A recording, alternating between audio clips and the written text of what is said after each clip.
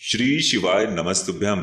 दोस्तों, कल शनिवार के दिन पड़ रही है इस सावन और अधिक मास के मिलन वाली एकादशी। पूज्य गुरु जी ने कहा कि इन पवित्र महीनों में पड़ने वाली ये शनिश्चरी एकादशी आपके जीवन से धन धान्य की समस्या को सदैव के लिए समाप्त कर देगी।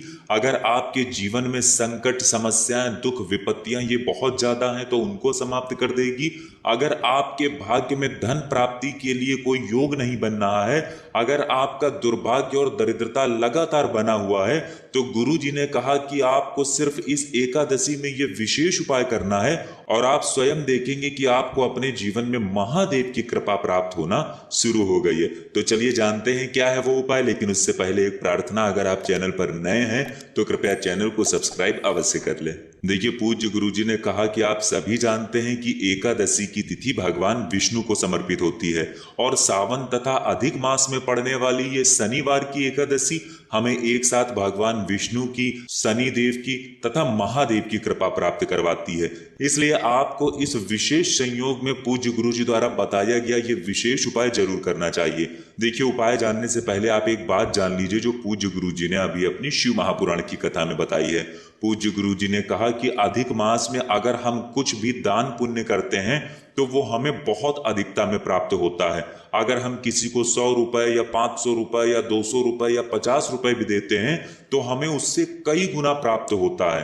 पूज्य गुरु जी कहते हैं कि अधिक मास है, इसलिए हमें दान पुण्य अवश्य करना चाहिए। चाहे हम छोटा से छोटा दान दें, लेकिन हमें दान पुण्य इस अधिक मास में जरूर करना चाहिए। और आप स्वयं देखेंगे कि आपका छोटा से छोटा दान भी आपको कितनी अधिकता में वापस मिलता है, ये आप स्वयं देखेंगे। देखिए, इस वीडियो में हम पूज्य गुरु जी द्वारा बताए गए कुछ विशेष उपायों के बारे में बात करेंगे। उन उपायों को जानने से पहले सामने स्क्रीन पर आपको एक प्रश्न दिया जा रहा है। इसमें आपको बताना है कि महादेव ने अपने तीसरे नेत्र से किसको भस्म किया था, कामदेव को या इंद्रदेव को। इसका आंसर आप कमेंट करके जरूर बताइएगा। अब इसके बाद बात करते हैं गुरु जी द्वारा बताए गए उपाय की। देखिए, गुरु जी ने अपनी 7 तिथियों में एक विशेष उपाय बताया है जो 5 दीपक प्रज्वलित करने वाला है। उपाय आपको इस चैनल पर पहले से ही बता दिया गया है, लेकिन इस उपाय में आपको थोड़ी सी चीज और बतानी है जो पूज्य गुरु जी ने अभी अपनी कल की शिव महापुराण की कथा में बताया है। पूज्य गुरु जी ने कहा कि जो 7 तिथियों में आपको दीपक प्रज्वलित करना है। देखिए, 7 तिथियां कौन कौन सी हैं वो सामने आपको स्क्रीन पर दिखाई जा रही हैं। पहली अष्टमी तिथि है जो आपकी निकल चुकी है। दूसरी एकादशी की तिथि है जो कल आने वाली है। फिर उसके बाद प्रदोष की तिथि है, मासिक शिवरात्रि की तिथि है, अमावस्या की तिथि है, पूर्णिमा की तिथि है और ये जो सामने आपको दिखाई जा रही हैं ये सारी तिथियां हैं। इन्हीं में से कल एकादशी के दिन आप जो 5 दीपक प्रज्वलित करेंगे उनमें आपको लंबी रुई की बत्ती का प्रयोग करना है। पूज्य गुरु जी ने कहा कि लंबी रुई की बत्ती का दीपक जब भी हम प्रज्वलित करते हैं तो हमारे वंश में वृद्धि होती है, हमें लक्ष्मी की प्राप्ति होती है और हमें अन्य कई कार्यों में जिनमें हमें पैसों की आवश्यकता है, धन की आवश्यकता है, उन भी कार्यों में हमें बहुत ही शीघ्रता से धन की प्राप्ति होती है। देखिए, ये 5 दीपक आप चाहे तो मिट्टी के ले लीजिए और चाहे तो अपने घर पर आटा मारकर उन शुद्ध दीपक का भी इस्तेमाल कर सकते हैं। इन दीपक में आपको शुद्ध देसी घी का इस्तेमाल करना है और साथ ही साथ लंबी रुई की बत्ती का इस्तेमाल करना है। ये 5 दीपक आप अपने घर के मंदिर के सामने प्रज्वलित करके अपने घर का जो मुख्य द्वार होता है, जो मेन गेट होता है, उसके बाहर आपको शाम के समय आप ये दीपक प्रज्वलित करके रख दीजिएगा। पूज्य गुरु जी ने कहा कि इन विशेष तिथियों में ये दीपक अगर हम प्रज्वलित करके अपने घर के बाहर रखते हैं या फिर अपने घर के मंदिर में रखते हैं तो यकीन मानिए आपके जीवन में दुखों का अंत होता है, सारे संकटों की समाप्ति होती है, सारी समस्याओं से छुटकारा मिलता है और आपके जो कार्य रुके हुए हैं, जिनमें आप सफल नहीं हो पा रहे हैं, जिन कार्यों में आपको धन प्राप्ति होनी चाहिए लेकिन आपकी मेहनत करने के बावजूद, आपके प्रयास करने के बावजूद भी आपको धन प्राप्त नहीं हो पा रहा है, तो पूज्य गुरु जी ने कहा कि आपको ये 5 दीपक प्रज्वलित करके सिर्फ रख देना है और आप स्वयं देखेंगे कि आपके जीवन में सारे कार्य बहुत ही शीघ्रता से बनने प्रारंभ हो जाएंगे। दीपक प्रज्वलित करते समय आपको एक बात का विशेष ध्यान रखना है कि आप महादेव से पूरे दिल से प्रार्थना करिएगा। पूज्य गुरुजी कहते हैं कि जब भी हम महादेव से पूरे दिल से प्रार्थना करते हैं तो महादेव भी हमारी प्रार्थना को पूरे दिल से ही स्वीकार करते हैं। और इस सावन तथा अधिक मास में पड़ने वाली ये एकादशी की तिथि तो हमारे लिए मानो सोने पे सुहागा है, इसलिए इस तिथि में आपको ये उपाय जरूर कर लेना चाहिए। अब इसके बाद बात करते हैं पूज्य गुरुजी द्वारा बताए गए दूसरे खास उपाय के बारे में। देखिए, दूसरा उपाय भी आपको शनिवार के दिन ही करना है, यानी इस शनिवार की एकादशी में ही करना है। ये उपाय आपको शाम से पहले करना है, यानी ये उपाय आप सूर्यास्त से पहले कर लेंगे। देखिए, इस उपाय के लिए आप 1 लोटा जल ले लीजिएगा। लोटा आप तांबे का ले लीजिएगा और इसमें जल आप अपने किचन से भर लीजिएगा। साथ ही साथ आप 11 काले तिल के दाने ले लीजिएगा। और इसी के साथ शनिवार का दिन है, इसलिए आपको 1 पीपल का पत्ता ले लेना है। अब ये तीनों सामग्री लेकर आपको पहुंच जाना है शिवालय। देखिए, ये सामग्री लेकर जब आप शिवालय पहुंचेंगे तो शिवलिंग के सामने आपको दक्षिण दिशा में बैठ जाना है और उत्तर दिशा की तरफ अपना फेस कर लेना है। लेकिन पूज्य गुरुजी ने कहा कि अगर शिवालय में भीड़ है तो फिर ऐसी स्थिति में आप किसी भी दिशा में बैठकर शिवलिंग की पूजा प्रार्थना कर सकते हैं।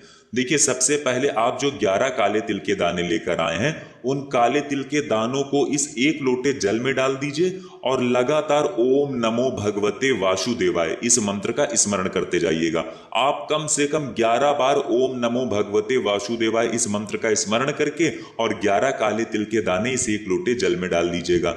देखिए, पूज्य गुरुजी सावन के महीने के लिए हमेशा कहते हैं कि हम पूरे साल शिवलिंग में 1 लोटा जल समर्पित करें, लेकिन सावन के महीने में हमें 2 लोटे जल समर्पित करना चाहिए। इसलिए अगर आप संभव हो सके तो 2 लोटे जल ले जाइएगा और दोनों में 11-11 काले तिल के दाने डाल लीजिएगा। लेकिन अगर 2 लोटे जल नहीं ले जा पाते हैं तो फिर आप 1 लोटा जल ले जाइएगा और उसमें 11 काले तिल के दाने डाल लीजिएगा। अब ये काले तिल मिला हुआ 1 लोटा जल आपका तैयार हो गया। अब जो आप 1 पीपल का पत्ता लेकर आए हैं, उस पीपल के पत्ते को आप शिवलिंग के ऊपर समर्पित कर देंगे और शनिश्चर महादेव का स्मरण कर लेंगे। कौन से महादेव? शनिश्चर महादेव का स्मरण कर लेंगे।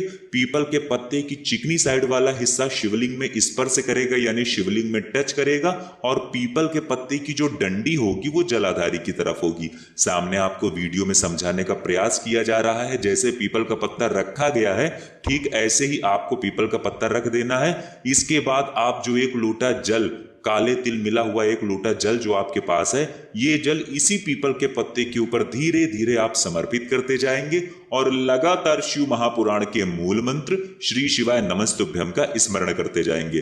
पूज्य गुरुजी ने कहा कि जल आपको इतने धीरे समर्पित करना है कि जल समर्पित करते करते आप कम से कम 11 बार श्री शिवाय नमस्तुभ्यम मंत्र का जाप जरूर कर लीजिएगा और साथ ही साथ शनिश्चर महादेव के नाम का भी स्मरण कर लीजिएगा।